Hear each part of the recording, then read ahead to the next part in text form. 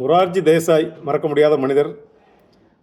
இந்திரா காந்தியோடு போட்டி போட்டு அதுக்கு பிற்காலத்தில் பிறகு இந்தியாவுடைய பிரதமராக அவர் பணியாற்றினார்.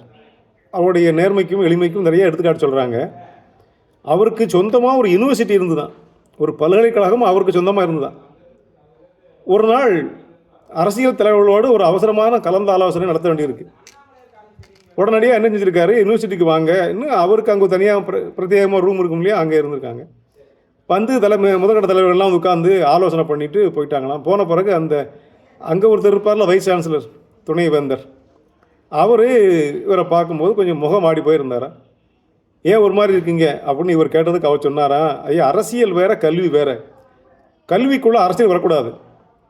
இந்த பல்கலைக்கழகமே உங்களுக்கு சொந்தமானதாக இருக்கலாம், இங்கே நீங்கள் என்ன வேணாலும் செய்யலாம், ஆனால் இது கல்வி நிறுவனம், இங்கே நீங்கள் அரசியல் கூட்டத்தை நடத்துனது எனக்கு பிடிக்கல, அது மோசமான எடுத்துக்காட்டு, நல்ல முன்னுதாரணமாக இருக்க முடியாது என்று அவர் வருத்தப்பட்டாராம்.